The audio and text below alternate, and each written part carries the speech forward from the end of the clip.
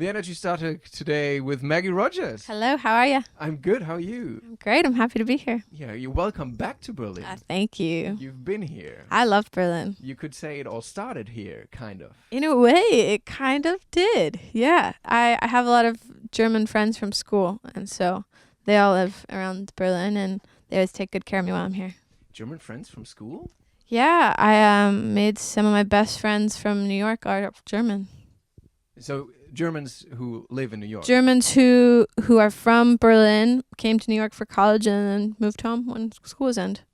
For those people who might not know you, well, I guess you probably heard this 1,000 times and you're probably kind of tired of hearing that. When you Google Maggie Rogers, Right. The first popular and famous name that pops up is Pharell Williams. Sure. You met him. There was the story with the masterclass. That happened, yeah. I did indeed meet him. It is a crazy story, and you're probably kind of tired to talk about that. No, it's Kind of. okay. I mean, it's sort of the reason I'm sitting in front of you, and for a lot of ways. So happy to talk about it. You originally made folk music, and then you had this spiritual experience. Yeah, I mean, my experience was I love hiking and I love being outside because there's something very meditative about the rhythm you get into when you're walking, and for me it's something you do in solitude. But I think in Berlin in particular, at least was my experience with it, was that dance music is something it's almost like built into mental health here. It's this incredible release, and I never thought I would ever want to listen to like a 10-minute house song. But then there's kind of a mantra about that too. There's meditation within dance music, I think, or at least that's how I experience it. So that's what I was sort of referencing. A spiritual experience in a Berlin techno club to dance music? That kind of sounds like a drug trip thing. And that's not what I mean. No, I'm just saying, like, I love the idea of, like, music, you can't see it, right? So, like, being in a room with a bunch of people moving the same way to something that's just, it's so magic. It's really, I think it's just the coolest thing. And there's also sounds of winds in that song in your first single, Alaska, right? In Alaska, there's no wind samples. There's a few birds and there's some docking voices, and there's some a lot of the percussion is like me patting on my jeans or snapping. So it's really it's organic as possible. Many things have changed for you now, obviously. Alaska has been released as your first official single 1 month ago. Congratulations to that. Thank you. How does it feel? It feels great. I mean, I've made 2 records before on my own, and so it's just there's no better feeling than having music out. It's really, really exciting. Are you happy about all that success and all the trouble that comes along with all that success? What kind of trouble? I don't know. You have to be here and talk to guys like me. This is great. I'm happy to be here. No, I the only thing I've ever wanted to do is make music, and now I get to wake up and make music every day. It's great. And how did that feel when you had this masterclass and Pharrell Williams was there sitting and he said, I have 0 notes for you to that song. It's just the way it should be. I think he's just being nice. But it was just, I don't know, it's shocking. It's very strange. But obviously I'm incredibly grateful. I have a lot of respect for Pharrell, so it's nice to, it's very crazy. It is really crazy. It's really hard to find out some things about you because there's not even a Wikipedia article about you online. I think that's probably a good thing, no? Is it? I don't know. I don't know. Like, do you have a Wikipedia article? No, but I'm right. I think there's more people. I don't have 175,000 Facebook fans as well.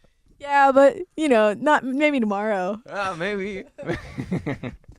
Let's hope so. But then that's kind of how it was for me. I mean, I woke up with that. I was like, whoa. Did it go that fast? It was over a course of like a week. Yeah, maybe a couple of days. But yeah, it was quick. I don't know what else. It's very strange. But it's incredible. I mean, like I said, it's just like it feels like such a privilege to be able to just hang out and talk about music or talk about art. It feels like a privilege. Is it work for you, or is it like, okay, I just spend my time and I talk about what I do? Yeah, I think it has to be. I mean, my work for me is to just make sure I'm constantly challenging myself creatively. But I think also, like, if you're not working or doing something that feels like work, then there's no payoff. So like I've been making music my entire life, so this is a very incredibly quick payoff. But you know, it's I didn't just wake up and write a song. I mean, that happens sometimes too, but I've been actively working at songwriting or production for a really long time. So. And you are from Maryland, from a very rural area in the eastern part of the United States? Yes, I am. How does a typical Maggie Rogers day look like? These days, nothing's very typical. But I don't really know. I mean, I think so. I have this new song out called Dog Years, and I talk a lot about the afterlife. And in that song, I was always referencing the afterlife was always kind of the period I was in now. For me, the afterlife was after school.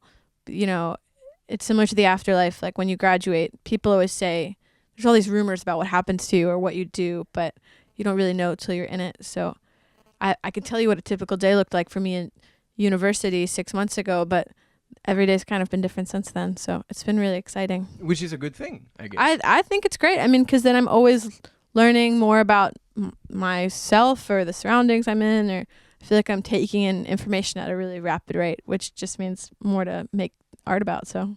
And you've always been kind of a spiritual person, kind of. You used to have a dream diary, right? Yeah, I still do. I really like writing down my dreams, and I think there's a lot of exciting things in there. It makes it really, really interesting to go to sleep. Have you ever dreamt about something like all that happening, like becoming famous and successful with that music?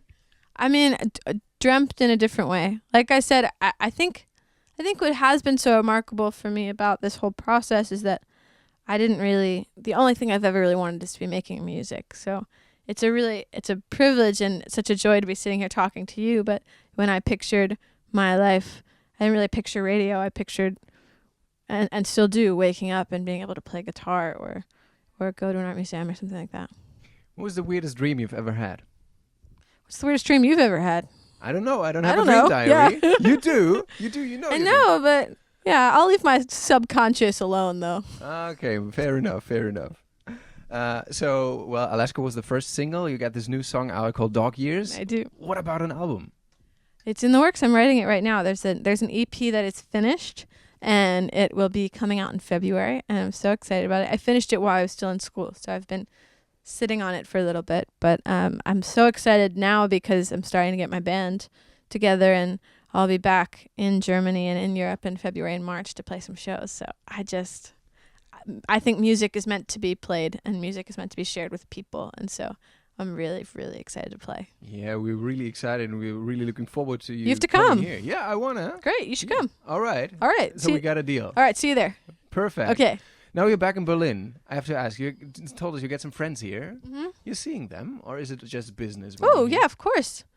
I'm not going to fly to Europe and be in the city with my best friends and not say hi. That's what I thought, but I'm not a musician. I'm not, at least not a professional musician. I'm not as busy as you think I am. Okay, that's really I'm not nice. Wikipedia busy. What are you gonna do later on with the friends? Are you just hanging out, or is it like kind of strange because you? It was my dear friend Leia's birthday a couple of days ago, so we're gonna go have dinner.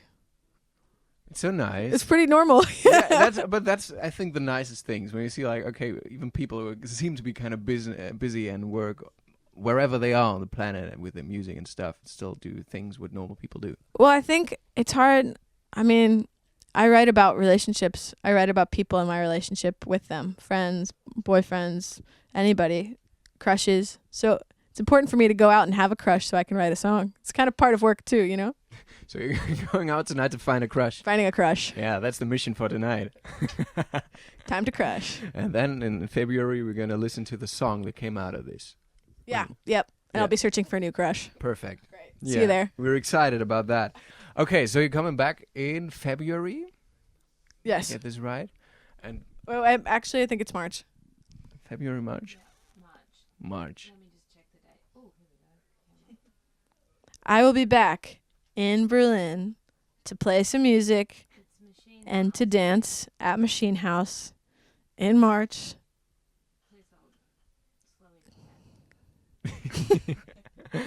Anyway, we're really looking forward to that. In March or February, whatever it is, we're going to announce I'm going to sing, I'm going to dance, I'm going to move around the stage.